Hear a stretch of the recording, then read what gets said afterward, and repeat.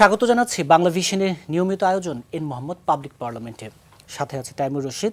আমার সাথে আজকে আলোচনার জন্য স্টুডিওতে উপস্থিত আছেন চারজন অতিথি। আমার হাতের ডানে আছেন ডেমোক্রেসি ড্যাশ বাংলাদেশের চেয়ারম্যান এবং ঢাকা বিশ্ববিদ্যালয়ের শিক্ষক অধ্যাপক ডক্টর আব্দুল্লাহ আল মামুন, আছেন বাংলাদেশ ছাত্র ইউনিয়নের সাবেক সভাপতি শরীফুজ্জামান শরীফ। আমার হাতে বামে আছেন প্রধান উপদেষ্টার উপপ্রেস সচিব অপূর্ব জাহাঙ্গীর, আছেন এনসিপির যুগ্ম সদস্য সচিব আলাউদ্দিন মোহাম্মদ। আপনাদের চারজনকে স্টুডিওতে স্বাগত জানাচ্ছি। দর্শক, এন মোহাম্মদ পাবলিক পার্লামেন্টের আমাদের আজকের বিষয় বিজয় দিবসের স্বাধীন ভোটের ওয়াদা। আলোচনা শুরু করতে চাই প্রধান উপদেষ্টা উপপ্রেস সচিব অপূর্ব জাহাঙ্গীর আপনাকে দিয়ে। মূলত প্রধান উপদেষ্টা ভাষণের নানা দিক নিয়ে আজকে একটি বড় অংশ আলোচনা করব। বিজয় দিবসের এই যে ভাষণ, সে ভাষণে তিনি ভোট এবং নানা বিষয় নিয়ে কথা বলেছেন, কিন্তু একটি বিষয় নিয়ে আলোচনা শুরু করতে চাই। তিনি বলছেন নির্বাচনের আগেই ফিরতে মরিয়া পলাতক শক্তি, চোরাগুপ্তা খুনের চেষ্টা তারই একটি রূপ, এবং এই যে পলাতক শক্তি তারা আরও কঠিন পরিকল্পনা তাদের আছে। যদি এই হয় বাস্তবতা, সরকারের আসলে প্রস্তুতি কি এবং কতটুকু? এই সামনের দিনে যেন হাদির মতো আরও এ ধরনের কোনো নৃশংস ঘটনা দেখতে না হয়, সরকারের আসলে প্রস্তুতিটা কি? ধন্যবাদ আজকে আমাকে আমন্ত্রণ জানানোর জন্য এবং সকলকে আমার তরফ থেকে বিজয় দিবসের শুভেচ্ছা। দেখেন, প্রধান উপদেষ্টা যেটা বলেছে এটা আসলে উনি ভুল তো কিছু বলেননি। পরাজিত শক্তি কি কি করতে পারে এবং কি কি করছে সেটার একটা উদাহরণ আমরাই পেলাম। এবং আই থিঙ্ক আমার পার্সোনাল ওপিনিয়ন হচ্ছে যে হয়তো সরকারিভাবে আমি বলতো আমার দ্বিধা নেই যে হয়তো maybe we were too soft, maybe we should have taken the measures that were talked about. But একটা বড় অংশ যখন আমাদেরও একটা সিভিলিটি বজায় রাখতে হয় এবং একটা আমরা যেহেতু এক্সাম্পল সেট করার একটা ট্রাই করছে, অনেক ক্ষেত্রে এটা সত্যি যে সরকার ওয়াজ সফট, এটা কোনো সন্দেহ নেই। প্রধান উপদেষ্টা আজকে যে বার্তাটা দিলেন, আমি মনে করি যে এটা সবচেয়ে বড় টেকঅ্যাওয়ে হচ্ছে দ্য সফটনেস ইজ ওভার। উনি বলেছেন যে একটা, আপনি যেই জিনিসটা বললেন তার আগেও একটা জিনিস বলতে চাই যে উনি একটা জায়গায় বলেছেন যে পরাজিত শক্তির এবং ফ্যাসিস্টের বাংলাদেশের ভেতরে কাজ করার আর কোনো কারণ নেই, এদেশের মাটিতে ফিরতে পারবে না। So that is the statement that আমি যেটাকে সকলের সামনে ঠেলে দিতে চাই যে if you should take away something this should be it. So আমি মনে করি যে এখন দেখতেই পাচ্ছেন চিরুনি অভিযান সরকারিভাবে চলছে, কিন্তু আমি এটা বলবো যে সরকারের জায়গা থেকে বিভিন্ন পদক্ষেপ নিবে। সরকারের ভেতরে অনেক রকমের ফাংশনস আছে যেগুলো কাজ করে হয়তো ঠিক মতো কাজ করে না, এটাও আমার মেনে নিতে সমস্যা নেই। কিন্তু আমি যেটা আরও বেশি এমফেসিস দিয়ে বলতে চাই সেটা হচ্ছে এখন জাতিগতভাবে আমাদের একটু ভিজিলেন্ট থাকতে হবে, দল মত নির্বিশেষে। একটা এক্সাম্পল সেট হলো যে কি হতে পারে, অত্যন্ত দুঃখজনক একটা এক্সাম্পল সেট হলো। এইটা যাতে আমরা জাতিগতভাবে দেশ হিসাবে অ্যাভেঞ্জ করতে পারি, সেইটা আমাদের, সেই স্পিরিটটা আমাদের বজায় রাখতে হবে। আমার মনে হয় সেটা আছে, কারণ দেখেন এই ঘটনা ঘটার পর সকল দল মিলে কিন্তু আবার এক হয়ে গেল। হয়তো ক্রুয়েলভাবে যদি বলি যে better late than never. So স্পিরিটটা যদি বজায় রাখে, এবং সরকার অবভিয়াসলি তার জায়গা থেকে সিকিউরিটি প্রোটোকলস আরও বাড়াচ্ছে, দেখতেই পাচ্ছেন যে নির্বাচনে যারা অংশগ্রহণ করবে তাদেরকেও বিভিন্ন সিকিউরিটি মেজার্সে হেল্প করা হচ্ছে। সো আমি মনে করি maybe it won't be a smooth ride, but আমরা হয়তো আমাদের গন্তব্যে পৌঁছাতে পারবো। আমার মনে আছে, আমার সত্যি আমি বেশ কয়েকবার আপনাকে প্রশ্ন করেছে যে অনেকে বলতে চায় যে এই সরকারটা একটু দুর্বল সরকার, জবাবে আপনি বলতেন না, মানবিক সরকার। এই অতিরিক্ত মানবিক সরকারের বিষয়টা কি আসলে পরিস্থিতির জন্য হতে পারে? দেখেন, আমি পার্সোনালি হাদিকে চিনতাম এবং আমি মনে করি ফ্রম অ্যান আউটসাইডার্স পার্সপেক্টিভ, এবং ঢাকা 8 আসন কিন্তু আমি ঢাকা 8-এর ভোটার। আমি মনে করি জুলাই পরবর্তী আমরা যেই পলিটিক্সটা আশা করছিলাম, একমাত্র এই ছেলেটাই পলিটিক্সটা করছিল। আপনি আমার সাথে একমত না হতে পারেন, আমার চোখে এটাই আমি দেখছি যে একদম অনেস্ট, একদম মুখের উপর কথা বলা, স্ট্রিট কাটা, নতুন যে রাজনৈতিক বন্দোবস্ত, এটা একটা ভালো উদাহরণ ছিল হাদি। এবং ওর সাথে যে ঘটনাটা ঘটলো, এটায় আমি মর্মাহত, এটা বলাটাও মানে it doesn't do justice. So হ্যাঁ, আমি মনে করি যে মানবিকতার জায়গাটাও হয়তো আমাদেরকে এখন কিছুক্ষণের জন্য ভুলে যেতে হতে পারে, যদি আমরা আমাদের নির্বাচনটা দেশটাকে যদি আমরা এগিয়ে নিতে পারি। I agree. আবার আপনার কাছে আসবো, বাংলাদেশ ছাত্র ইউনিয়নের সাবেক সভাপতি শরীফুজ্জামান শরীফ, এই যে বর্তমান যে রাজনৈতিক বাস্তবতা, হাদির উপর নৃশংস হামলা, তার চিকিৎসা চলছে, এবং এই নিরাপত্তা শঙ্কার কথা উল্লেখ করে নারায়ণগঞ্জ 5 আসনের বিএনপি মনোনীত একজন প্রার্থী তিনি নির্বাচন থেকে সরে দাঁড়িয়েছেন নিরাপত্তার বিষয়টিকে সামনে এনে। এই যদি হয় পরিস্থিতি, এবং আজকে প্রধান উপদেষ্টা ভাষণে যে কথাগুলো বললেন, আসলে সামনের দিনের রাজনীতির চিত্রটা কি তাহলে? ধন্যবাদ আপনাকে, ধন্যবাদ দর্শক শ্রোতাদেরকে, সাথের আলোচকদেরকে শুভেচ্ছা। একটা শঙ্কার মধ্যে আমরা আছি। শঙ্কা প্রথম দিকে যে ধরনের পরিস্থিতি তৈরি হয়েছিল সেটি ক্রমশ বিস্তৃত হচ্ছে, এবং এই বিস্তৃত হওয়ার পেছনে অনেকগুলো কারণ আছে। একই সাথে আমাদের যে মেকানিজমগুলো আছে এই জায়গাটায় কাজের থেকে কথা বেশি বলার একটা প্রবণতা, এবং উদ্ভূত পরিস্থিতিতে তাৎক্ষণিকভাবে জনতুষ্টিমূলক কতগুলো অ্যাকশান, কিন্তু তার কন্টিনিউয়েশন দেখা যায়নি। এবং এই যে পরিস্থিতিটা তৈরি হয়েছে, একটা বিরাট শক্তি 15 বছর যারা রাজনীতি, অর্থনীতি, সমাজ অনেক কিছুই নিয়ন্ত্রণ করত, এবং তাদের শক্তি, সামর্থ্য, তাদের কানেকশান, এই জায়গাগুলো আমি যদি হালকা করে দেখি এটি ভুল হবে। কিন্তু যে ধরনের পূর্ব প্রস্তুতিগুলো থাকা দরকার তার অনেকগুলো জায়গায় ব্যত্যয় আছে, এবং কখনো কখনো আমার যে শক্তিটা আছে সেই শক্তিটা পুরোপুরি কাজে লাগানোর ক্ষেত্রে এক ধরনের গাফিলতি আছে, এক ধরনের পপুলিস্ট ভার্সন আছে। আমি আপনাকে মনে করিয়ে দেই, আব্দুল হামিদ যখন পালিয়ে গেলেন, চিকিৎসার জন্য গেলেন, তাৎক্ষণিকভাবে যে রিপারকেশনের পর আমাদের যিনি স্বরাষ্ট্রের দায়িত্বে আছেন তিনি ঠিক এই ভাষায় বলেছিলেন যে যারা পালাতে সহযোগিতা করেছে তাদেরকে শাস্তি না দিলে আমি দায়িত্ব ছেড়ে চলে যাব। আমরা দেখলাম কয়েকজন পুলিশ কর্মকর্তাকে শাস্তি দেওয়ার পর উনি ফিরে এলেন, আবার তারা তাদের জায়গায় বসলেন। কিন্তু এই প্রক্রিয়াকে কিভাবে হলো এটা দেখার জন্য একটা তদন্ত কমিটি হয়েছিল। এখন পর্যন্ত সেই তদন্ত কমিটির রিপোর্ট প্রকাশিত হয়নি। নুরুল হক নূর, এই হাদির মতো আরও একজন পলিটিশিয়ান, তিনি আক্রান্ত হয়েছিলেন সেপ্টেম্বর মাসের 2 তারিখে, এবং একই ধরনের পরিস্থিতি। সমস্ত পলিটিক্যাল পার্টিগুলো বসলো সরকারের সঙ্গে, তারা তাদের কমিটমেন্ট দিল, বক্তব্য দিল, দাবিটা তুলল, কিন্তু তার ধারাবাহিকতা কি আছে?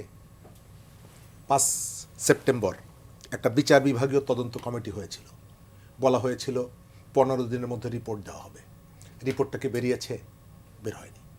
অর্থাৎ আপনি শরীরের মধ্যে, এই যে সরকারটা পলিটিক্যাল সরকার না, তার কাজের, তার কানেকশানের অনেক সীমাবদ্ধতা আছে। একটা রাজনৈতিক সরকার যেভাবে ঢাকার থেকে সুইচ টিপে সারা দেশকে নিয়ন্ত্রণ করতে পারে, তার দল, তার কর্মী, তার প্রশাসন, সেই ধরনের অ্যারেঞ্জমেন্টটা তার নেই। কিন্তু কোনো কোনো জায়গায় আপনি যখন দেখবেন যে যতটুকু সক্ষমতা, এবং এই সরকারটা পরিচালিত হচ্ছে পলিটিক্যাল পার্টির সহযোগিতায়। এখন পর্যন্ত কিন্তু পলিটিক্যাল পার্টিগুলো অসহযোগিতা করার কথা বলেনি, কিন্তু তারপরেও কখনো কখনো যে অঙ্গীকারগুলো করছে রাজনৈতিক দলগুলো, একসাথে বসছে, হাতে হাত ধরছে, ছবি তুলছে, কিন্তু তারপরে আপনি দেখবেন যে বেরিয়ে এসে যে প্রতিশ্রুতি, সেই প্রতিশ্রুতি কেউ রক্ষা করছে না। পরস্পর ঢিল ছুটছে, কাদা ছুটছে, এবং যেভাবে সম্ভব পর্যুদস্ত করার চেষ্টা করছে। তো অনবরত যখন এই ঘটনাগুলো ঘটছে, এবং একজন চিকিৎসক যখন রোগীর পেটের মধ্যে একটা কাঁচি রেখে সেলাই করে দেয়, স্বাভাবিকভাবে ওই রোগী সুস্থ হয় না। আপনার এখানে আইন শৃঙ্খলা পরিস্থিতি, আপনি যে পয়েন্টটাকে ফোকাস করতে চাইছেন, আইন শৃঙ্খলা পরিস্থিতি যেভাবে আমরা স্বাভাবিক করা মানেই হলো যে আমি যেখানে পাচ্ছি আওয়ামী লীগের নেতাকর্মীদেরকে গ্রেপ্তার করার ভেতর থেকে আমি এই কাজটা করছি। হ্যাঁ, তাদের মধ্যে অপরাধী যারা, অবশ্যই আপনি তাকে গ্রেপ্তার করবেন, তাদের কাউকে আইনের থেকে তারা কেউ ঊর্ধ্বে না, আপনি ধরবেন। কিন্তু এর ভেতর থেকে অন্য যে অপরাধী যারা, তারা কি এক ধরনের আড়াল থেকে হাসছে? আমাদের এখানে যে অস্ত্রগুলো লুণ্ঠন হয়েছে, লুট হলো, সেই অস্ত্রগুলো আজ থেকে 4 মাস আগে আপনার মনে থাকার কথা, মুন্সিগঞ্জে থানার লুট করা অস্ত্র একজন কিনে নিয়ে তিনি তার মেয়ে বান্ধবীকে গুলি করে মেরে ফেলেছিল। তখন যদি আপনি সতর্ক হতেন, এই অস্ত্র উদ্ধার করার জন্য যে ধরনের উদ্যোগটা থাকা দরকার ছিল, সেই উদ্যোগটা এখন পর্যন্ত আমরা দেখতে পাচ্ছি না। ফলে যখন একজন অপরাধী দেখছে যে আপনার বিদ্যমান নানা ধরনের দুর্বলতা, সে তো আসলে তার ভাবনার মধ্যে সরকারটা কি ধরনের সরকার, কতগুলো সাপোর্ট আছে তার প্রতি, এই জিনিসগুলো কখনো বিবেচনা করে না। কিন্তু যা ঘটলো তারপরে আজকে প্রধান উপদেষ্টা যে ভাষণ, এবং অপূর্ব জাহাঙ্গীর নিজেও বলছিলেন যে এখন আসলে কঠিন হওয়ার পালা, মানে আশ্বস্ত। আমি যেটা মনে করি, আমি প্রথমত অপূর্ব জাহাঙ্গীর যেটি বলেছে, হাদিও আমাদের খুব স্নেহভাজন ছিল, আমাদের সাথে স্নেহ এবং শ্রদ্ধার সম্পর্ক ছিল। আমি তার সাথে দেখা হলে অনেক সময় ঠাট্টাও করতাম আর কি। তো আমি মনে করি যে দ্রুত তার সুস্থতা আমরা কামনা করি। যারা ঘটনা ঘটিয়েছে, প্রকৃত অপরাধী যারা, তাদেরকে অবশ্যই ধরে আইনের মুখোমুখি দাঁড় করাতে হবে এবং এই ঘটনাগুলোর জন্য যাতে ভবিষ্যতে নির্বাচনকে যেভাবে একেবারে এক ধরনের ঝুঁকির মধ্যে চলে যাচ্ছে, এই ভাবনাটা সরকারের A to Z যদি না ভাবে, গতকালকে যেটা আমাদের প্রধান নির্বাচন কমিশনার যেটি বলেছেন, এটি খুবই হতাশাজনক এবং নৈরাশ্যজনক। এই ধরনের দায়িত্বশীল একটি জায়গা থেকে তিনি যখন বলেন যে এটি স্বাভাবিক একটা ঘটনা, কিন্তু সরকার তো সেটি বলছে না। সরকার প্রার্থীদেরকে অস্ত্র দিতে চাইছে, অর্থাৎ একটা ফেয়ার ইলেকশনের জন্য, একটা প্রতিযোগিতাপূর্ণ ইলেকশনের জন্য। আমি আসার আগে আপনাদের গেস্ট রুমে বসে গল্প করছিলাম 18 যে ইলেকশন, এই বিষয়ে একটু পরে আবার যাচ্ছি। তো এই জায়গাটা প্রার্থী যদি স্বাভাবিকভাবে স্বাধীনভাবে তিনি যদি পদচারণা করতে না পারেন, তাহলে তার মনের মধ্যে যদি শঙ্কা থাকে, নির্বাচনকে আপনি উৎসমুখর করতে পারেন। জি, আবার আসবো আপনার কাছে। এনসিপি যুগ্ম সদস্য সচিব আলাউদ্দিন মোহাম্মদ, এই যে প্রার্থীদের মধ্যে যদি শঙ্কা থাকে, তাহলে উৎসবের নির্বাচন হবে কিভাবে? হাদির উপর যে নৃশংস ঘটনা সেটি, এবং উল্লেখ করছিলাম যে নারায়ণগঞ্জের 5-এও একজন বিএনপি মনোনীত প্রার্থী শুধুমাত্র নিরাপত্তা শঙ্কার কথা বলে প্রার্থিতা প্রত্যাহার সরে দাঁড়ানোর ঘোষণা দিয়েছেন। এই যদি হয় 2 মাস আগে, ভোটের 2 মাস আগে রাজনীতির মাঠের বাস্তবতা, তাহলে নির্বাচন নিয়ে শঙ্কা আসলে কাটবে কিভাবে? আপনাকে ধন্যবাদ। আমার সহ-আলোচক এবং যারা দেখছেন সবাইকে বিজয়ের শুভেচ্ছা। মূল যে জায়গাটা আমরা দেখেছি যে গত কয়েক মাস ধরে নির্বাচন ঘিরে এখন একটা উৎসবমুখর পরিস্থিতি তৈরি হচ্ছিল, বিশেষ করে তরুণদের মাঝে। দুঃখজনকভাবে ওসমান হাদির গুলিবিদ্ধের ঘটনার পর সবকিছু কিন্তু একরকম থমকে গিয়েছে। আমি একজন রাজনৈতিক কর্মী হিসেবে যেটা দেখেছি আমার সহকর্মীদের মধ্যে, এবং ইভেন যারা আসলে খুব নির্বিঘ্নে প্রচারণা চালিয়েছিলেন, তারা অনেকেই কিন্তু এখন সামহাও দ্বিতীয়বার ভাবছেন, শঙ্কায় আছেন, আতঙ্কে আছেন। এখন এই সংখ্যাটা একই সাথে নির্বাচন পিছিয়ে দেওয়া কিংবা নির্বাচন বানচালের সংখ্যা যাতে না হয়, এটা আমার দৃঢ়ভাবে চাওয়া। কিন্তু একই সাথে এই ধরনের সংখ্যা রেখে আপনি নির্বাচন উৎসবমুখর তো দূরের কথা, আপনি একটা আপাতত নিরাপদ এবং সর্বজনের অংশগ্রহণমূলক নির্বাচনের দিকে যেতে পারবেন কিনা, সেটা কিন্তু একটা শঙ্কার জায়গা বটেই। আর একটা সবচেয়ে বড় বিষয়, এটা আপনি প্রার্থীকে অস্ত্র দিবেন, ভোটারকে অস্ত্র দিতে পারবেন। আপনি ভোটারদের মূল ভয়ের জায়গাটাকে, ভোট কাস্টিং এর জায়গাটা কিন্তু নিরাপদ হতে হবে। ভোটাররা, এবং আপনি যদি দেখেন যে গত 1 বছরের মধ্যে ইনক্লুসিভ নির্বাচন বলতে কি বোঝায়, এটা কিন্তু সংজ্ঞায়ন করা হয়েছে। আগে বলা হতো ইনক্লুসিভ নির্বাচন মানে সব রাজনৈতিক দলের অংশগ্রহণ, অথবা সব রাজনৈতিক দল না, শুধু সব গোষ্ঠীর অংশগ্রহণ নির্বাচন। এটা এখন নতুন সংজ্ঞায়ন করা হয়েছে যে ভোটাররা নির্বিঘ্নে তাদের পছন্দের প্রার্থীকে ভোট দিতে হবে। মানে ভোটারদের জন্য মিনিমাম নিরাপত্তা যদি এনশিওর করতে পারেন, সেটাকে আপনি ইনক্লুসিভ বলতে পারেন। এখন যে সংখ্যার জায়গাটা হচ্ছে, সত্যিকার অর্থে যদি আপনি একটা গ্রহণযোগ্য নির্বাচন করতে চান, তাহলে যেই পরিমাণ ভোটারদের টার্নওভার লাগবে সেখানে, এই টার্নওভার কি সম্ভব প্রথমত? দ্বিতীয়ত হলো যে এখন যেরকম একটা আপনার সবার মধ্যে একটা নৈরাশ্য তৈরি হয়েছে, মাঠে যাওয়ার ক্ষেত্রে একটা দ্বিধা তৈরি হয়েছে। সবচেয়ে বড় বিষয় হলো যে আগের যে আপনার টার্গেটগুলো আমরা দেখেছি, সেই টার্গেটগুলো কিন্তু বাইনারি ছিল না, যে গুলি করবে মরে যাবে অথবা আপনার বেঁচে থাকবে। এখন জায়গাটা দেখেন, হাদির ঘটনার পর কিন্তু ব্যাপারটা পুরোটাই যে আপনি যদি হন, আপনার ইভেন দেখেন কয়েকটা হিট লিস্ট ছড়ানো হয়েছে, কে বা কারা কোন স্বার্থে ছড়িয়েছে সেই বিষয়ে আমরা না যাই, কিন্তু এই যে ধরেন মানুষের মধ্যে আতঙ্ক ছড়িয়ে দেওয়া হচ্ছে, এখন ইয়াভাবে খুব সঙ্গতভাবেই কিন্তু আমরা যে বিষয়টা অপূর্ব ভাই বলছিলেন, যে প্রধান উপদেষ্টার যে আজকের ভাষণের পর আমরা আসলে সত্যিকার অর্থে হতে পারে নতুন একটা ডাইমেনশনে প্রবেশ করবো সিকিউরিটি মেজার। কিন্তু বিষয়টা হলো যে is it the right time? আপনি তফসিলের পর যদি বলেন যে না, আপনি এখন থেকে খুব শক্তভাবে ধরবেন, ভাই আমাদের তো আসলে ইরিভার্সেবল একটা সময় আমরা চলে এসেছি। আমরা ইচ্ছা করলে যদি এটা রিভার্স করতেই হয়, তাহলে এটা কিন্তু বাংলাদেশের গণঅভ্যুত্থানের যে আকাঙ্ক্ষা ছিল, সবচেয়ে বড় কথা হলো যে বাংলাদেশের এই মুহূর্তে সবাই বিশ্বাস করে, সবাই বুঝে যে অন্তত একটা গ্রহণযোগ্য নির্বাচন এবং আওয়ামী লীগকে ছাড়া নির্বাচন, এটাই বাংলাদেশের আগামী দিনের স্টেবিলিটির ভিত্তি। কারণ আপনি যদি এটা এনশিওর করতে না পারেন, তাহলে কিন্তু সত্যিকার অর্থে আমাদের সবাই, এখানে কিন্তু শুধুমাত্র বিএনপি, জামাত, এনসিপি কিংবা অন্যান্য রাজনৈতিক দল যারা আছে তারাই না, শুধুমাত্র পুরো বাংলাদেশের যে ভোটাররা নির্বাচনে অংশগ্রহণ করবেন, যারা ভোটাররা ভোট দিয়ে এই ব্যবস্থাটাকে একটা স্টেবিলিটি থেকে নিয়ে যাবেন, তারাও কিন্তু এখানে হতাশ হবেন, এবং এই হতাশা পরবর্তীতে বাংলাদেশের অস্তিত্বের জন্য হুমকি হিসেবে দেখা দিতে পারে। জি, আবার আপনার কাছে আসবো।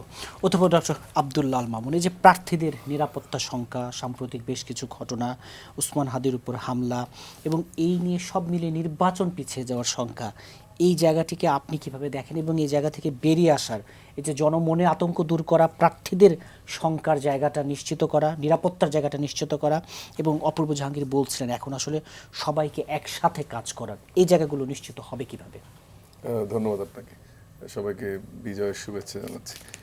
আমার মনে হয় যে এখন যে জায়গাটা সবচেয়ে জরুরি প্রয়োজন, এই আশঙ্কার আলোচনাটা চেয়ে, যেহেতু নির্বাচনটা একদিনও পেছনের আসলে কোনো সুযোগ নেই, এটা অপূর্ব জাহাঙ্গীর একটু বললেন, আমরা দুজন কথা বলছিলাম, আমার মনে হয় সবাই এটা একমত। আমরা যে আলোচনাগুলো করছি তার থেকে একটু সামনে তাকানোর আলোচনাটা জরুরি। আমরা গভর্নমেন্টকে ক্রিটিসাইজ করতে পারি, আমরা নিজেদের মধ্যে অনেক কথা বলতে পারি, কিন্তু নির্বাচনটা আসলে হতে হবে এবং সেই নির্বাচন হওয়ার জন্য ঐক্যের জায়গাটা খুবই গুরুত্বপূর্ণ, কিন্তু সেই জায়গাটার কোঅর্ডিনেশনের দায়িত্ব আবার নিশ্চিত হবে সরকারের।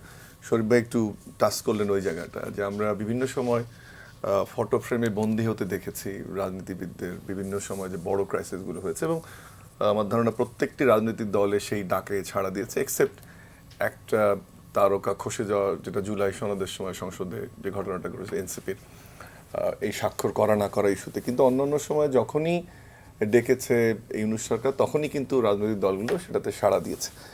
যে জায়গাটাতে আমি শুরু করলাম, যে এখন আসলে নিশ্চিত করতে হবে যে আশঙ্কাকে দূর করে, শঙ্কাকে দূর করে আমরা একটা নির্বাচনের দিকে কিভাবে যাব। যেমন উনি একটু যেটা বলেন যে আগে যা হয়েছে এখন থেকে শক্ত হতে চাই, ঠিক আছে, তফসিল ঘটনা, যেটা আলাউদ্দিন বলে যে তফসিল ঘোষণাতে আসলেই দেরি হয়ে গেছে, এবং এখন নিশ্চয়ই আমরা পাকিস্তান বা আফগানিস্তান এই মডেলগুলো আছে আসলে, যে প্রার্থীদের গানম্যান দেয়া, এই ধরনের সাপোর্ট দেয়া রিমোট এরিয়াতে, এইটাকে এক ধরনের নেগেটিভলি আপনি দেখতে পারেন, কিন্তু আমার কথা হচ্ছে যে সেটা দিয়েও নির্বাচনের দিকে যাওয়া যায়, আমি সেই দিকটাতে থাকতে চাই, কারণ নির্বাচনের কোনো বিকল্প নেই এখন। প্রচারণের কতটুকু ভোটারদেরকেও আমি আসছি ওই জায়গাটাতে, আপনার প্রচারণায় কতটুকু আসলো না আসলো, একটা নির্বাচন হতে হবে, এবং সেই নির্বাচনে আমি মনে করি যে কিছু অভিজ্ঞতা আমাদের এখন সামনে আমরা করিনি, বাট সামনে সেই অভিজ্ঞতাগুলো অর্জন করা প্রয়োজন। দুটো উদাহরণ আপনাকে আমি দিই। স্ট্রাকচারাল বিষয়টা একটু বলি না, আমি কতক্ষণ সময় পাবো জানি না এই রাউন্ডে। একটা হচ্ছে যে ধরেন আমাদের কিছু মেজর মিস্টেক হয়েছে, সেটা হচ্ছে যে একটা সরকারকে ওই সময় টিকিয়ে রেখেছিল পুলিশ মোটা দাগে, আর হচ্ছে আমলাতন্ত্র। আমি একটা ছোট্ট উদাহরণ আপনাকে দিই। ইউক্রেনে 2011 থেকে 14 সিচুয়েশনটা আমরা জানি, ইউরোমাদান যেটাকে আমরা বলি, এবং পরবর্তীতে ইয়ানুকোভিচ পালিয়ে গেল, নতুন সরকার আসলো, দুটো কাজ করেছিল। আপনি জানেন আমাদের এই পুলিশ বাহিনীর মতো তখন বারকুট একটা নাম ছিল ওদের ওই সময় যে পুলিশ বাহিনী, এবং তারা তাদের এই অত্যাচারের কারণেই এই টিকে ছিল, এবং তারা সেইভাবেই রাজনৈতিক কর্মীদের উপর অত্যাচার করেছিল।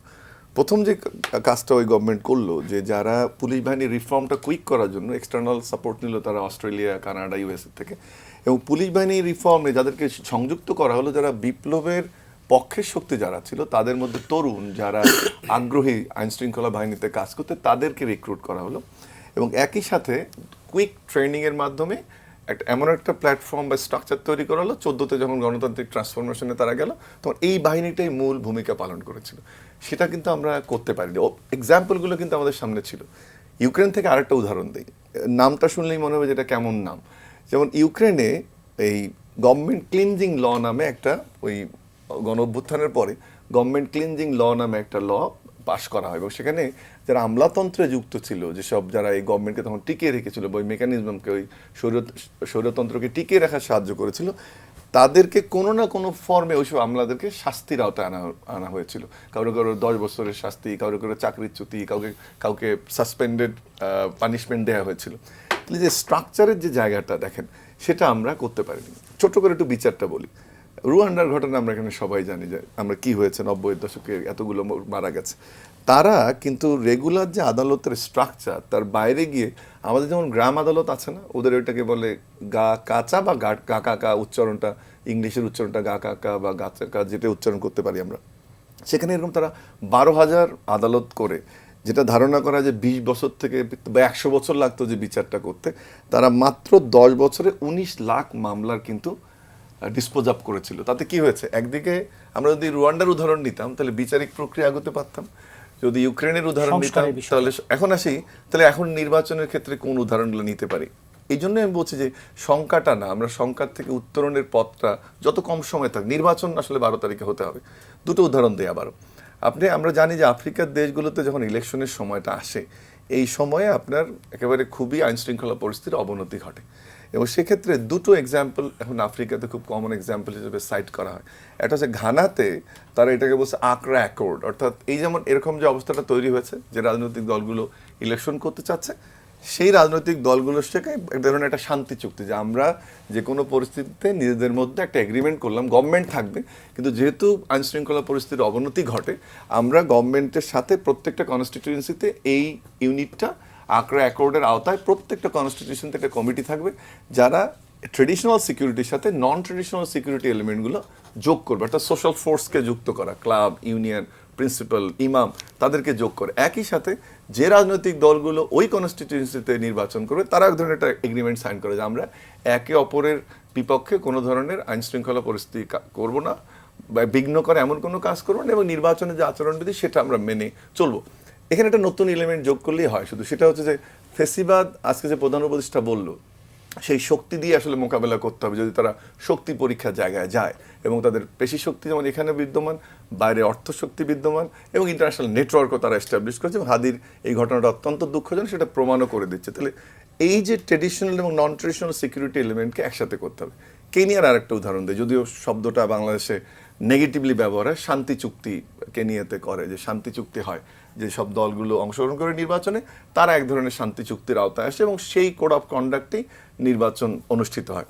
যেটা আমি বোঝাতে চাচ্ছি যে নির্বাচনের শঙ্কা আশঙ্কার গল্পটাকে দূরে রেখে মিডিয়াকেও দায়িত্ব পালন করতে হবে যে ওই খবরগুলোকে শক্তিতে পরিণত করা, আমাদের রাজনৈতিক দলগুলোকে আন্তর্জাতিক মডেল বিভিন্নখানে কি ঘটেছে আপরাইজিং এর পরে সেগুলোকে কনসিডারেশনে নিয়ে গভর্নমেন্টকে হেল্প করা।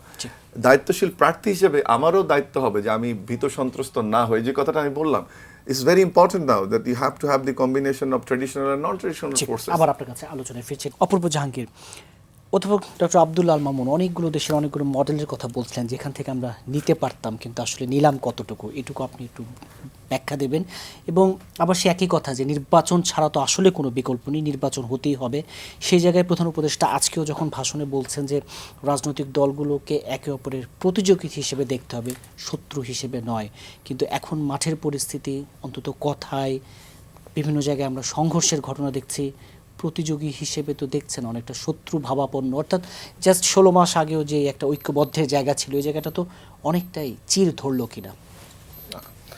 আমি ভাইয়ের কথার সূত্র থেকে আসি, অনেক কিছু স্টাডি করা হয়েছে, হয় নাই যে তা না, কিন্তু এটা ভাই একাডেমিক, উনিও আমার সাথে হয়তো এগ্রি করবে, আমাদের দেশটা তার নিজস্ব একটা কালচার আছে এবং তার নিজস্ব একটা পলিটিক্যাল স্পেকট্রাম আছে, এবং প্রচণ্ড unique in a good way or in a bad way, দুইটাতেই, যে এটা কোনো কিছু এটা অ্যাপ্লাই করাটা অত্যন্ত টাফ। আমি একটা উদাহরণ দিই, সেটা হচ্ছে আমাদের একটা দীর্ঘ 50 বছরের পলিটিক্যাল প্র্যাকটিস আছে, আমরা কখনো ঠিকঠাকভাবে ডেমোক্রেসিটা কিন্তু প্র্যাকটিস করতে পারিনি।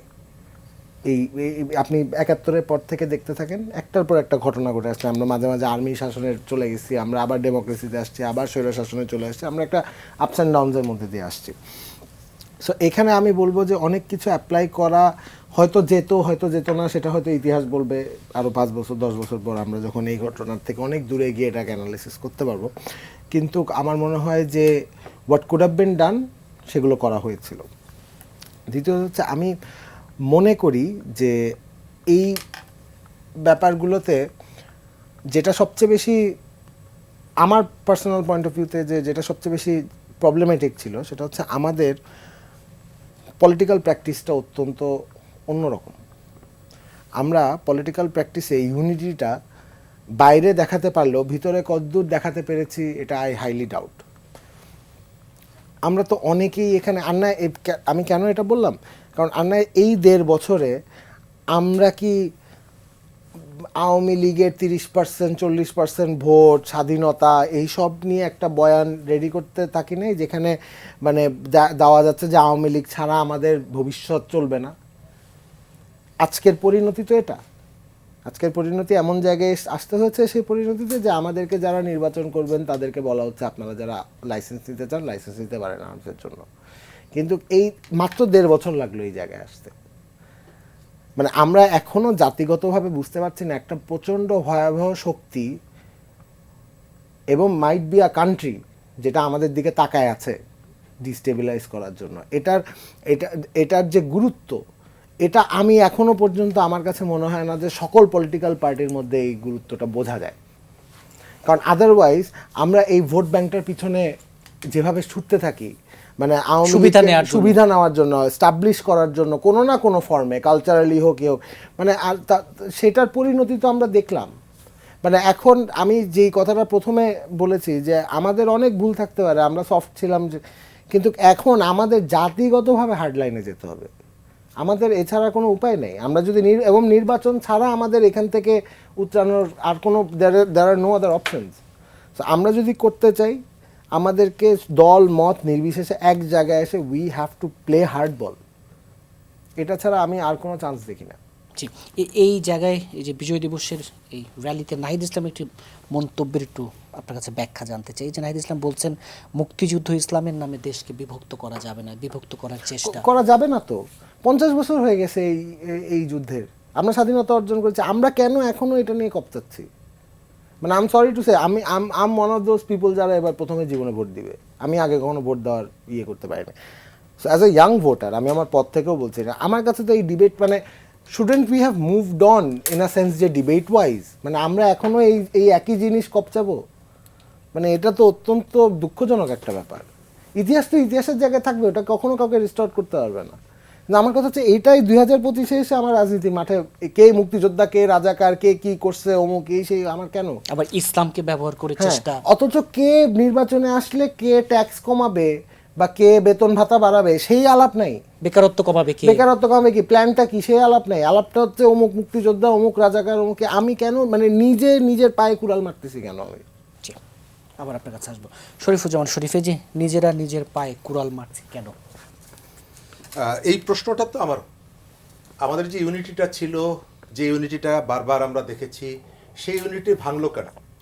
আমরা যে আলোচনাগুলো করছি, আমরা কতগুলো আর্টিফিশিয়াল ইস্যু নিয়ে এসেছি, আমরা উপরিকাঠামোর কতগুলো বিষয় নিয়ে কথা বলছি। আপনি এই যে আহাদিকে যে গুলি করেছে, আমরা তাকে খুঁজছি, তার মেয়ে বন্ধু তাকে আমরা ধরে নিয়ে আসতে পারছি, এখন পর্যন্ত তাকে আমরা ধরতে পারিনি। কিন্তু প্রশ্ন হচ্ছে, একই সাথে আপনি পাপকে ঘৃণা করো, পাপীকে নয়, এই ফিলোসফি নিয়ে আপনি যদি তাকে কাছে টানলেন, আপনি একাধিকবার জামিন করিয়ে ফেললেন, এই বিষয়টি কি কোনো অনুসন্ধান হচ্ছে? কিভাবে সে জামিন পেয়ে গেল? অন্য কেউ তো পাচ্ছে না, সে পেয়ে গেল কেন? কারা তার পেছনে ছিল? আওয়ামী লীগের কোনো নেতা এসে জামিন করিয়েছে তা তো না। তো আপনি সাপ, বিষধর সাপকে আপনি মুক্ত করে দিলেন, রাস্তায় ছেড়ে দিলেন, তারপরে সাপ যখন কাউকে কামড় দিল তখন আপনি হৈ হৈ করে উঠলেন। আমি তো মনে করি যে একদিকে ষড়যন্ত্র যারা করছে, যারা পালিয়েছে তারা ষড়যন্ত্র করবে, কারণ এত বড় একটা রাজত্ব আপনাকে সহজে ছাড় দিবে না। সে তার পুনরুদ্ধার করার জন্য তার সমস্ত শক্তি সে এখানে নিয়োগ করবে। কিন্তু আপনার যে প্রস্তুতির জায়গাটা, আপনার প্রস্তুতির জায়গাটা আপনি কি তৈরি করছেন? বিমানবন্দরে 18 অক্টোবর আগুন লাগলো, সেখান থেকে 2 নভেম্বর 7টি অস্ত্র নাই, হইচই হলো, তার কয়েকদিন পরে শোনা গেল সেই অস্ত্র আবার নিয়ে রাখা হয়েছে। অর্থাৎ ঘটনা ঘটার পরেও আপনি প্রস্তুতি গ্রহণ করলেন না। আপনার বাড়ি চুরি হয়েছে, তারপরেও আপনি সতর্ক হচ্ছেন না। চোর এমন চোর যখন দেখলো যে হইচই হচ্ছে নানা জায়গায়, আবার নিয়ে আপনার বাড়িতে রেখে আসলে আপনি জানলেন না। তো এই যে ঘটনাগুলো, এই ঘটনায় যে ভয়ের কথা বলছেন, ইয়েস, মানুষের মধ্যে ভয় ছড়াচ্ছে। এখন এই যে আমরা টক শোতে আসি, আমাদেরকে এখন শুধু আমরাই ভয় পাই না, আমাদের প্রতিবেশীরাও বলে যে যান সাবধানে, সাবধানে কথা বলেন। তো ভয় তো ছড়িয়ে যাচ্ছে। এই যে ইউনিটি, এই ইউনিটিটা ভাঙলো কেন? আমি আপনাকে পরিষ্কার করে বলি, আমাদের এইখানে পুরো রাজনীতিটা হচ্ছে ক্ষমতা কেন্দ্রিক। আপনার ক্ষমতাটা লাগবে, এবং আমরা যতগুলো ইস্যুগুলোকে, আমি অপূর্ব জাহাঙ্গীরকে যথার্থভাবে করি, আপনি যে ইস্যুগুলোকে অ্যাড্রেস করেছেন, এই ইস্যুগুলো ম্যাক্সিমাম হচ্ছে শহরের মানুষের ইস্যু। আপনার এই গণ অভ্যুত্থানে 283 জন মানুষ শহীদ হয়েছেন, যারা একেবারে প্রান্তিক মানুষ। সেই মানুষগুলোর ভাবনা আমাদের মধ্যে ছিল না। পলিটিক্যাল পার্টি বলেন, অন্যান্য স্টেক হোল্ডার বলেন, তাদের মধ্যে ছিল না। আপনি সাধারণ মানুষের অনেকগুলো ইস্যুকে অ্যাড্রেস করেননি। আজকে কৃষক সার পাচ্ছে না, সিন্ডিকেটের কাছে বন্দী হয়ে গেছে, মিছিল মিটিং হচ্ছে, গতকালকেও দেখলাম বগুড়াতে মিছিল হচ্ছে। আচ্ছা আপনি বলেন তো, 1 তারিখ থেকে 1 জানুয়ারি থেকে নতুন ক্লাস শুরু হবে, আমাদের এখানে শিক্ষার্থীদের কোনো ইস্যু নাই। আমি এই ছাত্র নেতাদের মুখে আমি এখন পর্যন্ত শুনলাম না শিক্ষার্থীদের এই ইস্যুটার কথা। তাহলে এই যে শিক্ষার্থীরা যারা এত বড় একটা কন্ট্রিবিউশন, তাদেরকে আপনি অ্যাড্রেস করছেন না। গত কিছুদিন ধরে আপনি স্কুলগুলোতে ভর্তি শুরু হবে, আমার ছেলেটা বা আপনার মেয়েটা গত বছর ক্লাস 8 থেকে 9-এ উঠেছে বা 6 থেকে 7-এ উঠেছে, ভর্তি হয়েছে, আবার আগামী জানুয়ারিতে আমাকে তাকে 7,000 টাকা দিতে হবে, কারণ রিঅ্যাডমিশন ফি। গত বছর আমি একবার ভর্তি করিয়েছি, এবার আমাকে রিঅ্যাডমিশন ফি। তো এটি কি কোনো ইস্যু না পাবলিকের? এই ইস্যুগুলোকে আমরা অ্যাড্রেস করতে পারি নাই। আমরা যেটা অ্যাড্রেস করেছি নতুন রাজনীতি, সেই নতুন রাজনীতির জায়গাটা কোথায়? এই যে আক্রমণের কথা বলছি, আমি তো গত 10 বছর 12 বছরে তাসনিম খলিলকে অনবরত দেখেছি মানুষের ভোটাধিকারের পক্ষে কথা বলতে।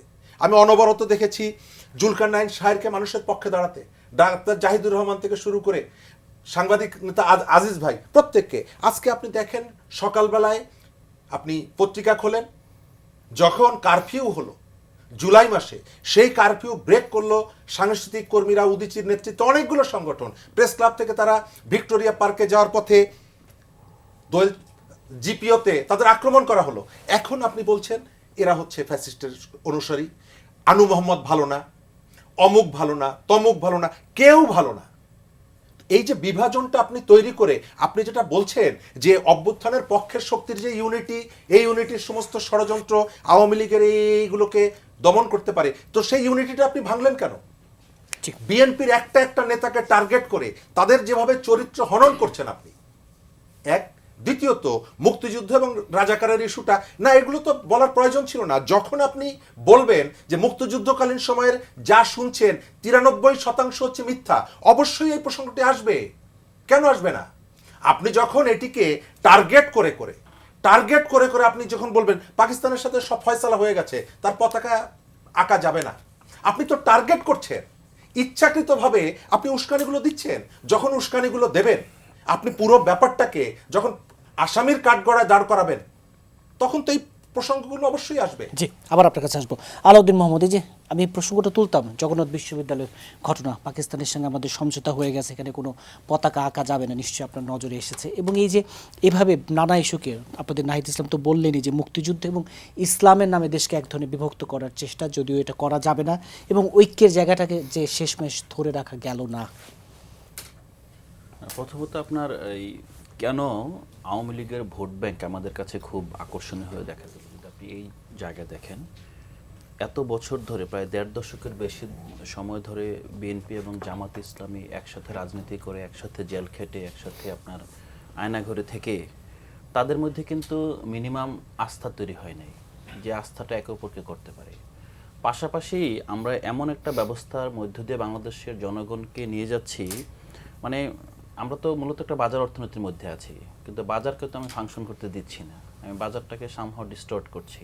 আমি বাজারটাকে পলিটিক্যাল যে পাওয়ার আছে, পাওয়ারদের নিয়ন্ত্রণ করে সিন্ডিকেটের মাধ্যমে জনগণকে একরকম শুলে চড়াচ্ছি, যেটা হচ্ছে যে আমাদের মানে একজন যে প্রডিউসার তার পাশের বাড়ির ক্রেতাকেও এখন বিশ্বাস করে না। তো আমরা যদি একটা সাম আপ করেন, এটা আমাদের সোশ্যাল ক্যাপিটাল যেটা, সেটা একদম খুব মানে খুব এমন একটা জায়গায় নেমেছে, যে জায়গাটা আমার মনে হয় না যে আমাদের এই ভূখণ্ডের মানুষের ইতিহাসে এর চেয়ে খারাপ কোনো অবস্থা ছিল। এটা আমি একজন তরুণ হিসেবে দেখলাম যে এত ধরনের অনাস্থা একে অপরের প্রতি, ইভেন এটা শুধু এমন না যে ধরেন এক দল আরেক দলের প্রতি অনাস্থা করছে, এক আদর্শ অন্য আদর্শের প্রতি অনাস্থা করছে, এক আদর্শের ভিতরে এবং এক রাজনীতি করছে তাদের ভিতরে অনাস্থা, পাশাপাশি আপনার মানে একই কারণে একজন জেল খেটছে তাদের ভিতরে অনাস্থা। এই যে একটা অস্থিরতা তৈরি হয়েছে, অস্থিরতাকে কিভাবে আপনি মিটিগেট করতেন, এইটা প্রশমনের কি আসলে কোনো উপায় আমরা খুঁজে দেখেছি? প্রথমত আমরা খুঁজে দেখি নাই।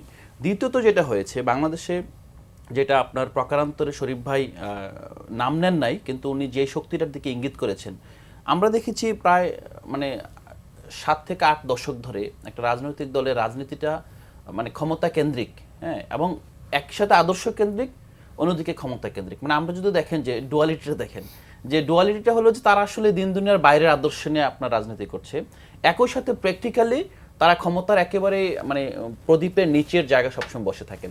এই জায়গায় যেটা হয়েছে এইবার এই বড় পট পরিবর্তনের পর, মানে আপনি যদি ধরেন স্বাভাবিকভাবে সাংগঠনিকভাবে যদি বিএনপিকে আপনি একটা বড় শক্তি হিসেবে চিহ্নিত করেন অভ্যুত্থানের পরের বাস্তবতায়, তখন এই বিএনপি দেখলো যে যখন এই শক্তিটা আলগা হয়ে গেল তার কাছ থেকে, আলগা হয়ে গিয়ে প্রশাসন যন্ত্রটাকে ভালোভাবে আঁকড়ে ধরলো, তখন কিন্তু বিএনপি অস্থির হয়ে গিয়েছে। এই অস্থিরতার জায়গায় কিন্তু এই প্রশাসন থেকে তাদেরকে কিভাবে সরাবে, তারা আবার কিভাবে যতটুকু জায়গা ইতিমধ্যে করে নিয়েছে সেটাকে পোক্ত করবে, এই যে একটা আপনার টানাপোড়েন তৈরি হয়েছে, এই প্রতিযোগিতা। টানাপোড়েনের একটা আপনার মানে বাই প্রোডাক্ট কিন্তু আমরা দেখেছি আবার সেই পুরনো ন্যারেটিভ। আমরা কিন্তু গণঅভ্যুত্থানের পর আমরা ঘোষণা দিয়ে বলেছি যে এখানে মতাদর্শিক রাজনীতির কবর রচনা হয়েছে। গণঅভ্যুত্থানের মাধ্যমে আমরা যে নতুন বন্দোবস্তের কথা বলছি অথবা নতুন বাস্তবতা, নতুন বাংলাদেশের কথা বলছি, আমরা কিন্তু এটা বলছি যে বাংলাদেশি এই যে পুরো আপনার শিশু থেকে বৃদ্ধ পর্যন্ত, শ্রমজীবী থেকে আপনার মানে অলিগার্কের ছেলেপেলে পর্যন্ত, ইভেন সেনাবাহিনী থেকে শুরু করে আপনার সাধারণ মানুষ পর্যন্ত, সমাজের সর্বশ্রেণীর মানুষ যেই গণঅভ্যুত্থানে নিজের একাত্ম হয়ে গিয়েছে, মতাদর্শিক বিভাজনকে আপনার দূরে ঠেলে দিয়ে সেই শক্তিটাকে আপনি আবার খুব এত দ্রুত মতাদর্শিকভাবে অথবা সেম আগের বাইনারিতে আলাদা করতে পারবেন, এটা কিন্তু আমাদের ধারণায় ছিল না। কেন ধারণা ছিল না এটা আমরা বুঝে গিয়েছিলাম যে বাংলাদেশ এই বাস্তবতা যাবে না। কিন্তু যেই কথাটা অপূর্ব ভাই একটু আগে বলছিলেন যে এই যে এটা একটা জেনারেশনাল ফাইট, এই জায়গাটা আমাদের বারবার ফিরে যেতে হচ্ছে। আমাদের যে বুড়ো শকুনরা, with due respect to all individuals, যেই জায়গাটা ধরে রেখেছে তারা আসলে ইভেন কেউ কেউ হাদিকে চিনছেন না, কেউ কেউ গণঅভ্যুত্থানের সময় নাহিদ ইসলামরা যে আপনার ক্যাম্পাসে বসে সত্যিকার অর্থে নতুন রাষ্ট্রকল্প নিয়ে পাঠচক্র করছে, তারা সেগুলো খবর রাখতেন না। একই সাথে তারা হতাশা ব্যক্ত করতেন যে আমরা 2020-22 সালে দেখবেন যে তারা বলতেন যে আমরা তরুণদেরকে আকৃষ্ট করতে পারছি না রাজনীতির প্রতি, এজন্য আমাদের অভ্যুত্থান অথবা আমাদের যে আন্দোলন বাস্তবায়ন হচ্ছে না। এটা কিন্তু শুধুমাত্র নিজেদের দলের তরুণ তাই না, আসলে মোটা দাগে তরুণদের কথাই বলা হচ্ছিল। তো আপনি এই যে একটা ডুয়ালিটি, আপনি দেখেন একটা সামগ্রিকভাবে এমন একটা জায়গায় এটা চলে গিয়েছে, সেই জায়গা থেকে যদি আপনি বের করে আনতে চান, তাহলে আমার মনে হয় যে এই যে জেনারেশনাল ফাইট হচ্ছে একটা, এই জায়গাটা আমাদের প্রথমে স্বীকার করতে হবে। স্বীকার করলে কি করতে হবে? এখানে শুধুমাত্র আমি বলবো না যে তরুণরা গণঅভ্যুত্থানের মাধ্যমে বের হয়ে আসছে, দল করছে তারাই তরুণ, অবশ্যই না। প্রতিটা রাজনৈতিক দলের তরুণ আছে। যেটা একটু আগে শরীফ ভাই বললেন আবারও যে ছাত্রনেতারা আসলে শিক্ষার্থীদের বই নিয়ে কথা বলতে পারছে না। সত্যিকার অর্থে ছাত্রনেতারা তো অভিভাবক না, ছাত্রনেতারা অনেকে বিবাহিত না, তারা কিন্তু সত্যিকার অর্থে নাগরিক যে সমস্যা, সেই সমস্যার আশেপাশে এখনো যায় নাই। তারা যেটা বুঝতে পারছে যে বিয়ে করতে কি লাগবে, সেই যে আপনার মিনিমাম সামাজিক সচ্ছলতা লাগবে, এই জায়গাটা তারা এখন উত্তীর্ণ হতে পারে নাই। এখন আপনি যেই জায়গাটা অ্যাড্রেস করতে হবে, অ্যাড্রেসের পুরো জায়গাটা যে আমরা যেই নতুন রাজনৈতিক সংস্কৃতির কথা বলছি, আমরা যদি এই ছোট ছোট টুটি ফাটা যে চেঞ্জ আসবে, এই সংস্কারের মাধ্যমে বড় পরিবর্তন হবে, আসলে এটা হবে না। আমাদের পরিবর্তনের মূল যে জায়গাটা এখন রাজনৈতিক সংস্কৃতির পরিবর্তন, এর পাশাপাশি আমাদেরকে ভুলে গেলে চলবে না যে আপনি বৈষম্যহীন অথবা বৈষম্য বিরোধী কথাটা অনেক বেশি বৈপ্লবিক শোনায়, কিন্তু মিনিমাম নাগরিকদের মধ্যে সংবিধান সম্মত সুযোগের যে সমতা, এটা নিশ্চিত করতে তো বিপ্লব করতে হয় না। আপনি এই সুযোগের সমতার জায়গাটা নিশ্চিত করেন, আপনি বাজার ব্যবস্থাটা এফিশিয়েন্ট একটা বাজারের মধ্যে দিয়ে নিয়ে যান, যেখানে একজন গার্মেন্টস শ্রমিক, একজন রিক্সা পুলার এবং একজন আপনার যারা কর্পোরেট শ্রমজীবী আছে, তারা একই সাথে একটা কনসেশনাল রেটে বাজারে অ্যাক্সেস নিতে পারবে। সেই ধরনের ব্যবস্থা যদি আমরা না করতে পারি, এই অর্থনীতির এই মূল জায়গাটা যদি হাত না দিতে পারি, তাহলে নির্বাচন আসবে, নির্বাচন যাবে। রাজনীতিতে পরবর্তীতে আপনার নতুন আপনার অভ্যুত্থানের মানে তৈরি হতে পারে, কিন্তু আমাদেরকে কিন্তু এই যে সামাজিক সংহতির যে জায়গাটা, এই জায়গাটা কিন্তু আমরা কখনোই আর আগের অবস্থা ফিরে পাবো না। যে অবস্থাটা আমরা আসলে শুধুমাত্র 17 বছর না, তার আগে একটা 90-এর পর একটা যে ধারাটা তৈরি হয়েছিল, সেই ধারাটা ফিরে যাওয়া। জি, আবার আপনার কাছে আসবো। অধ্যাপক ডক্টর আব্দুল আল মামুন, এই যে বারবার মুক্তিযুদ্ধ এবং ইসলাম, এই যে বিরোধী নানা নেগেটিভ এনে দাঁড় করানো এবং নির্বাচন নিয়ে শঙ্কা, এবং এই যে মূল যে পরিবর্তনের স্বপ্নটা ছিল, এই স্বপ্নটা দিন শেষে হোঁচট খেলো কিনা, সেটা যদি জুলাই অভ্যুত্থানের সবশেষ বলি। অনেকগুলো প্রসঙ্গ চলে এলো, কুইকলি বলি। একটা অপূর্ব যে কথাটা বলে যে বিভিন্ন দেশের মডেল, আমরা Japan can be one of the example, যে অন্য দেশের অভিজ্ঞতাকে নিজের মতো করে করতে হয়। You can't replicate all the time. এখনো সাজেশন রিকমেন্ডেশন থাকবে, অন্য দেশের অভিজ্ঞতাটাকে আপনি হুবহু ইমিটেট করা দরকার, ইনোভেশনটা দরকার। এটা আবারও আমি রিমাইন্ডার দিব আপনার মাধ্যমে সরকারকে, যে আইন শৃঙ্খলা পরিস্থিতির ক্ষেত্রে এই মুহূর্তে অ্যাডমিনিস্ট্রেশনে আমাদের লোকাল গভর্নমেন্ট নেই, আমাদের পুলিশ বাহিনীর মনোবল দুর্বল, আমাদের রাজনৈতিক যে নেতৃবৃন্দ তারাও আইন শৃঙ্খলা পরিস্থিতি নিয়ন্ত্রণে এক ধরনের ভূমিকা রাখে, তারা অ্যাবসেন্ট এই বিষয়গুলোকে ভাবনায় নিয়ে বা তারাও চিন্তা করা আগের দরকার। অবস্থাতেই চলে যেতে চাচ্ছে হয়তো এবং কিছু না, কিছু জায়গায়। ওটা তো অন্য পার্সপেক্টিভ। আর একটা যদি নির্বাচন কমিশনের যদি আমাদেরকে মত বিনিময়ের জন্য ডাকলো, সম্ভবত 14, 15, 16 এই ক্লোজগুলোতে আইন শৃঙ্খলা পরিস্থিতি নিয়ে ওনারা ডিজাইনটা করেছেন, সেখানে কিন্তু very traditional design. AI, disinformation, misinformation কীভাবে করবে, এই অর্গানাইজেশনগুলোর সঙ্গে কীভাবে যোগাযোগ হবে, নোটিশ পিরিয়ড কী হবে, সেই জায়গাগুলো কিন্তু ভাবতে হবে। আমরা শুধু আশঙ্কার কথা তো বললে হবে না, সলিউশন চিন্তা করতে হবে। এটা গেলে একটা দিক। 2 নম্বর হচ্ছে যে আপনি বলেন যে কোনো রাজনৈতিক দলই পাবলিক ওয়েলফেয়ার নিয়ে কথা বলছে না, পার্টিজেন শোনাবে। বাট আমি তো দেখি প্রধান যে বিরোধী দল, আগের যে বিরোধী দল, এখন যে দলটাকে আমরা ভাবছি সম্ভাব্য ক্ষমতায় যাবে, তারা ফার্মার্স কার্ড নিয়ে কথা বলছে, ফ্যামিলি কার্ড নিয়ে কথা বলছে। এনসিপি এখনো গুছিয়ে উঠতে পারেনি, হয়তোবা তারাও বলবে। কিন্তু আরেকটা পক্ষ এই যে তাদের রাষ্ট্র গঠনের মূলনীতি কি হবে, কিভাবে তারা রাষ্ট্র পরিচালনা করবে, সেগুলোতে আশেপাশেও নাই। বরং সেই দিক থেকে বিএনপি সবচেয়ে আগানো, কিন্তু বেশ কিছু জিনিস উপস্থাপন ইতিমধ্যে করেছে। না, প্রত্যেক রাজনৈতিক দলগুলোই কিন্তু কথা বলছে, টুকটাক কথা। কিন্তু আমার কথা হচ্ছে মেইন ডিবেটটা আসছে কিন্তু ওই আইডিওলজিক্যাল। আমি ওটাতে যাচ্ছি, কিন্তু এই যে চাকরির জন্য বিএনপি কথা বলছে, ফ্যামিলি কার্ড বলছে, ফার্মার্স কার্ড বলছে, এটার জন্য কিন্তু ক্রেডিটটা দিতে হবে।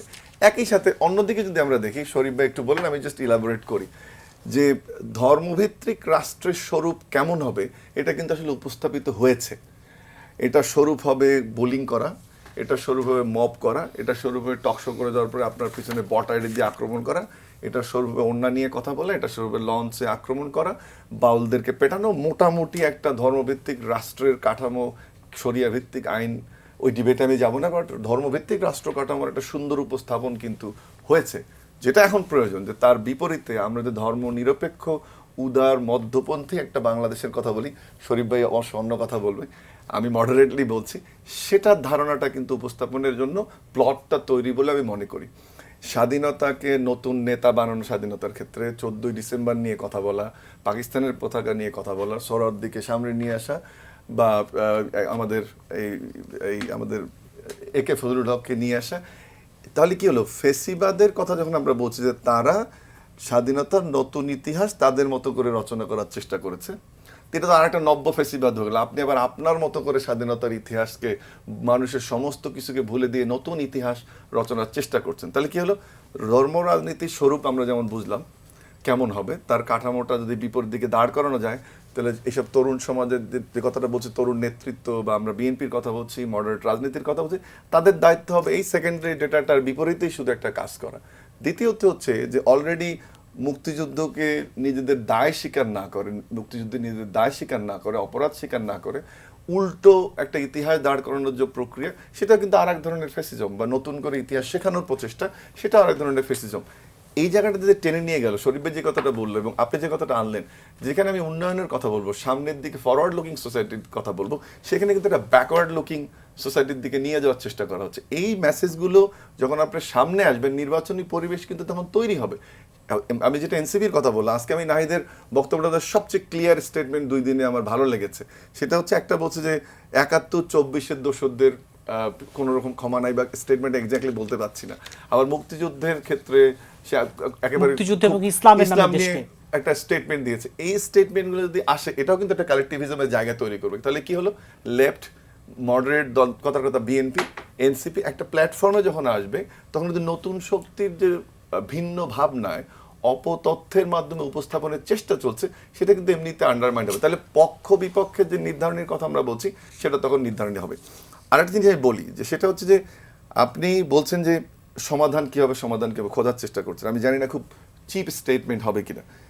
একটা প্যারাডাইম শিফট হতো যদি খালেদা জিয়া আজকে বেঁচে থাকতেন, আজকে যে বিভিন্ন বিভাজন দেখে একজন গার্ডিয়ান থাকে, আমরা ওনাকে ডক্টর ইউনূস বলেন, সেনাবাহিনী প্রধান বলেন, বা নাহিদও আমার ধারণা একই সম্মান করতো, ওই শফিকুর রহমান একই সম্মান করতো। এই পলিটিক্যাল গ্যাপটা, কিন্তু আমার ধারণা তারেক রহমান যখন ফিরবেন, আমি জানি না যে শিক্ষক হিসেবে বলাটা কিভাবে নিচ্ছেন, বাট নির্বাচনের যে আশঙ্কার জায়গাটা, এটা অনেকটাই কিন্তু একটা গতি পাবে নির্বাচনের দিকে। এবং উনি যদি সত্যিকারের যে কথাটা বলছেন, বারবার আশ্বস্ত করার চেষ্টা করছেন যে সবার আগে বাংলাদেশ, সবার জন্য, সবাইকে নিয়ে, এবং তারও সামনে কিন্তু একটা জাতীয় নেতা হওয়ার সুযোগ তৈরি হচ্ছে বিএনপির বাইরে গিয়ে, সে জায়গাটা একটা তার চ্যালেঞ্জ।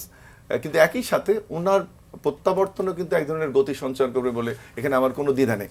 একটা লাস্ট একটা ছোট্ট একটা কথা বলি, সেটা হচ্ছে যে আপনি এই যে তরুণদের কথা আমরা বলছি, যে তাদের দায়িত্ব কি একা তারা দায়িত্ব নেবে, যে কথাটা আলাউদ্দিন সুন্দর করে বললো, এখানে কিন্তু আমাদেরও যারা প্রৌঢ় আছেন তাদেরও কিন্তু ধ্যান ধারণার পরিবর্তনের, তরুণদেরও জায়গা করে দিতে। আমি শুধু এনসিপির তরুণের কথা বলছি না, আমি এটা বিএনপির তরুণদের কথা বলছি, আমি বাম ঘরানার তরুণদের কথা বলছি, আমি সবারই কথা বলছি। কিন্তু সে জায়গাটায় এমন একটা তরুণ গোষ্ঠী সৃষ্টি করা যাবে না যারা মব করবে, বুলিং করবে, বট আইডি করবে, আক্রমণ করবে, এমন এমন বাজে ভাষা যেটা চিন্তাও করা যায়নি সেটা করবে। ওই তরুণদেরও কিন্তু পরিশীলতার দিকে নিতে হবে, নাহলে এই ট্রাবল মেকিং যে সিচুয়েশন সেটা থেকে যাবে। জি, অপূর্ব জাহাঙ্গীরের যে প্রসঙ্গটা আমি আনতাম, 25 ডিসেম্বর দেশে ফিরছেন তারেক রহমান এবং তার ফেরার সময়টা নিয়েও কিন্তু অনেক তার নিরাপত্তা সংক্রান্ত অনেক বিষয় আলোচনায় আছে। সেই জায়গাটিতে সরকার আসলে কোনো চিন্তাভাবনা এবং এই জায়গাটিকে কিভাবে দেখছে তার নিরাপত্তা ইস্যুটি? মামুন ভাই যেহেতু একবার বলছে যে আমি অনেক অনেস্টলি কথা বলি, তো আমি একটু অনেস্টলি কথা বলি এখন। মামুন ভাই খুব ভালো একটা যুক্তি দিচ্ছে, কিন্তু মামুন ভাই কিন্তু কথার মধ্যে বলেছে না বিএনপি কিন্তু কিছু ব্যবস্থা নিয়েছে, বাকিগুলো কেউ করে নাই। এনসিপিও এই পলিটিক্সটা করে, জামাতও এই পলিটিক্সটা করে। প্রথম কথা আমি যেটা বলার চেষ্টা করছি, এই জায়গার থেকে ইয়ে করতে হবে। দেখেন আমি একটা উদাহরণ সেট করি আজকে এখানে, খুব সস্তা উদাহরণ হবে। আমি সরকার হিসাবে আমার ভুলটা দিয়ে করে নিলাম যে আমি সফট ছিলাম, যেটার জন্য আজকে যেটা শুরুতে আপনারা তিনজন আজকে তিনজনের ভুলটা স্বীকার করেন।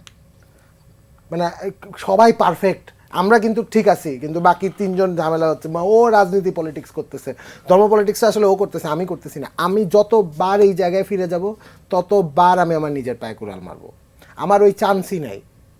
মানে আমি আজকে সরকারের তরফ থেকে আমার তিনজন অত্যন্ত গুণী বক্তা আছে, আমি তাদের মাধ্যমে স্পষ্ট করে বলে দিতে চাই, we are at the peak of it. আমাদের এই চান্স, এই রাজনীতি একজন আরেকজনকে মিসট্রাস্ট করে সামনে এগিয়ে যাওয়া, এই চান্স আমাদের আর নাই। আমাদের কপালে আর নাই, বিশাল বড় দুঃখ আছে আমি যদি আজকে ইউনিটি ইয়ে না করতে পারি। আমার কথা হচ্ছে, উইথ অল ডিউ রেসপেক্ট, আমরা এইদিকে আর না আগাই। উনি আসবেন 25 তারিখ, that's a very good thing. অনেক দিন যাবত উনি বাংলাদেশের বাইরে আছেন। আই হোপ যে উনি বাংলাদেশের পালসটা বুঝতে পারছেন, কারণ আমি এখনও মনে করছি আমার ব্যক্তিগত জায়গা থেকে রাজনীতিবিদরা কেউই বাংলাদেশের পালসটা বুঝতে পারছেন না। সো আই রিয়েলি হোপ যে উনি বুঝতে পারছেন, এবং ইনক্লুডিং মি, আমিও বুঝতে পারছি না হয়তো। সো আমি এটা খুব বড়োভাবে দেখি, এবং উনি আসলে অবশ্যই নির্বাচন, বাংলাদেশ যে নির্বাচনমুখী সেটার একটা বড় জায়গা আসবে। BNP has muscle power, BNP has more people in the ground. So এটা একটা গতি আসবে, যেটা এই ঘটনার জন্য হয়তো ইয়ে হয়ে গেছে। সো আই ওয়েলকাম ইট। সরকারের জায়গা থেকে অবশ্যই তারেক রহমান শুধু না, যত রকমের প্রার্থী আছেন সবাইকে এখন নিরাপত্তা দেওয়ার বেস্ট ইয়েটা না হবে। আরেকটি বিষয় ছোট করে মন্তব্য জানবো। ভারতের প্রধানমন্ত্রী নরেন্দ্র মোদীর 16 ডিসেম্বর বিজয় দিবস উপলক্ষে একটি টুইটারে যে পোস্ট, এবং ভারতের ঐতিহাসিক বিজয় পোস্টে কোথাও বাংলাদেশের মুক্তিযুদ্ধ বিজয় নিয়ে কোনো কিছু কথাবার্তা এই নিয়ে কিন্তু আমরা আগে চলচ্চিত্র দেখেছি। না আমি বললাম তো, মানে এটা আসলে এটা ওই জায়গাটাই নেই যে আমি এখন খুব ডিপ্লোম্যাটিক হব এটা নিয়ে। মানে আমার মনে হয় কেউ এটাকে ডিপ্লোম্যাটিকভাবে এটা ব্যবহার করতে পারবে না। আমি বলে আসছি তো, ইটস ওয়াইড ওপেন। আমি হয়তো অনেক কথা মুখ দিয়ে উচ্চারণ করতে পারছি না, কিন্তু ইটস ওয়াইড ওপেন যে ভারত আমাদেরকে নিয়ে কী ভাবছে। এবং মানে আমাদেরও ওই সময় চলে আসছে যে এখন ভারত যেহেতু প্রতিবেশী দেশ, আমাদের প্রত্যেকের ভারতীয় বন্ধুবান্ধব আছে, আমাদের ওই সময় চলে আসছে এখন প্রত্যেক দিন ভারতীয় বন্ধুবান্ধবদের সাথে হাই হ্যালোর পর জিজ্ঞেস করা, তোমরা হাসিনাকে কবে ফেরত দিবা। জি, অনুষ্ঠান একেবারে শেষে এই বিষয়ে একটু মন্তব্য শুনে অনুষ্ঠান শেষ করবো। শরীফুজ্জামান শরীফ, এই যে নরেন্দ্র মোদীর টুইট। নরেন্দ্র মোদী যে মতাদর্শর রাজনীতিটা করে, এই মতাদর্শটা হচ্ছে এই ধরনেরই মতাদর্শ, উগ্রবাদী, হিন্দুত্ববাদী। এবং মজার ব্যাপার হলো, তিনি যেটি বলেছেন আজকে এপার থেকে জামাতের সেক্রেটারি জেনারেলের বক্তব্যের একটা মিল আছে। আপনি খেয়াল করে দেখবেন, দুই পক্ষই বলছে যে পাকিস্তানিদের কাছে আত্মসমর্পণটা হয়েছিল। অর্থাৎ পৃথিবীর সব জায়গায় এই যে আদর্শ, এই যে মতাদর্শ, একটা মিল আছে।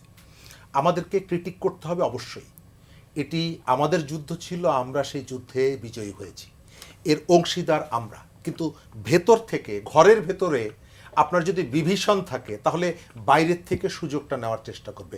নিশ্চয়ই নরেন্দ্র মোদীর এই যে বক্তব্য দেখার পরে আমি কিন্তু সোশ্যাল মিডিয়ায় ভারতের অনেককে দেখেছি, তারা এর প্রতিবাদ করেছে, যারা মনে করে যে প্রতিবেশী দেশ হিসাবে ছোট করার যে রাজনীতি ভারতে ভেতরে বিজেপি করছে, সংঘ পরিবার করছে, তার বিরুদ্ধে ভারতের অনেক প্রগতিশীল বামপন্থীরা সেখানে কথা বলছে। আমাদের এই জায়গা থেকেও, এই মাটির থেকে, ঢাকার মাটিতে দাঁড়িয়েও যারা ওই যে বিজেপির সাথে একই সুরে কথা বলবে। আমরা বিজেপিকে, নরেন্দ্র মোদীকে যেমনিভাবে ক্রিটিক করব, এখান থেকে যারা বলছে তাদেরকেও আমাদের জি ক্রিটিক। আলাউদ্দিন মোহাম্মদ, এই যে বাংলাদেশকে হেয় করার যে রাজনীতি ভারতের এবং নরেন্দ্র মোদীর টুইট, এটা কিন্তু নতুন না। যেটা এটা আমরা যেভাবে দেখি, ইতিহাস ভারত যেভাবে লিখেছে, সেই ইতিহাসে কিন্তু বাংলাদেশ একটা বাই প্রোডাক্ট।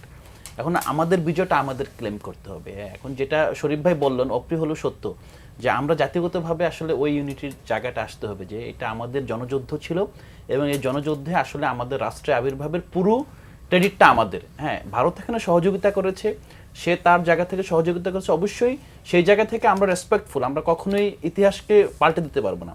যদি আমরা বারবার ইতিহাসকে আমাদের মতো করে দলীয়ভাবে অথবা একটা নিজস্ব মতাদর্শিক বলে থেকে ফেব্রিকেট করি, এটা সুযোগ তো আসলে বাইরের শক্তিরা নিবেই।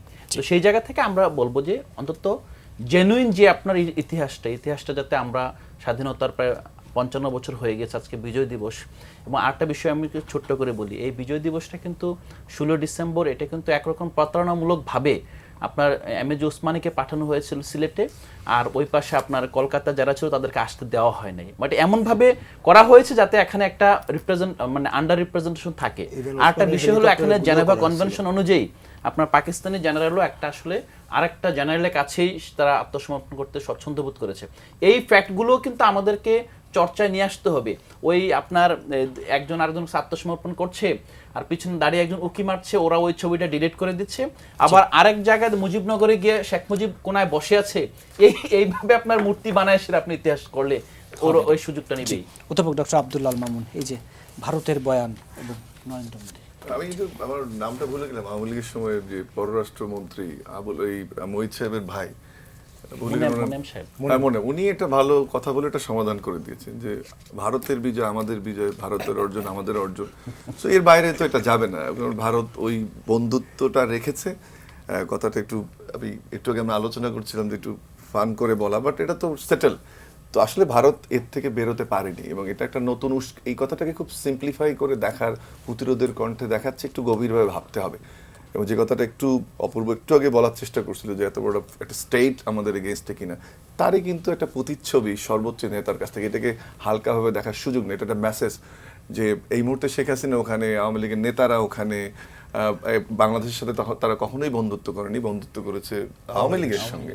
এবং এই জন্য এই কথাগুলো বলার সাহস পাই। এবারের কনসিকুয়েন্সটা আরো কঠিন, কারণ হচ্ছে যে মুহূর্তে আমরা বলছি যে আমাদের হাদির ইয়ার জন্য ডেকে পাঠাচ্ছি আমাদের হাই কমিশনারকে, ওই আসামি যদি গিয়ে থাকে তাকে ফেরত দেওয়ার জন্য, আমরা রায় হওয়ার পরে শেখ হাসিনাকে ফেরানোর জন্য চিঠি দিচ্ছি, আমরা স্বাধীনতা দিবস উদযাপন আমাদের মতো করতে চাই এবং নতুন বাংলাদেশের নতুন স্বাধীনতা দিবসের উদযাপন আমরা যে প্রচেষ্টা নিয়েছি বা আমরা করছি, সেক্ষেত্রে এই মেসেজটা কিন্তু ছোট করে দেখার সুযোগ নেই। এবং এটাকে ধরে সামনের যে আশঙ্কার কথাটা আপনি বলছেন, আমি দুঃখিত এটাকে রিলেট করার জন্য, মেসেজ খুব ক্লিয়ার যে আসলে ওইভাবেই চিন্তা করে আমাদেরকে সাবঅর্ডিনেটেড হিসাবে আমাদের বিজয়টাকে আমি হালকা করে বললে আসলে তাদের বিজয় মনে করে চাপিয়ে দেওয়ার চেষ্টা করে। এবং এই মানসিকতা থেকে বেরোনোর জন্যই যে জিনিসটা প্রয়োজন আমাদের, সেটা আসলে ঐক্য এবং ঐক্য। আপনাদের চারজনকে আজকে স্টুডিওতে সময় দেওয়ার জন্য ধন্যবাদ। দর্শক, এন মোহাম্মদ পাবলিক পার্লামেন্ট আজ এই পর্যন্তই। আগামী শনিবার আবারও দেখা হবে। সে পর্যন্ত ভালো থাকুন, সুস্থ থাকুন।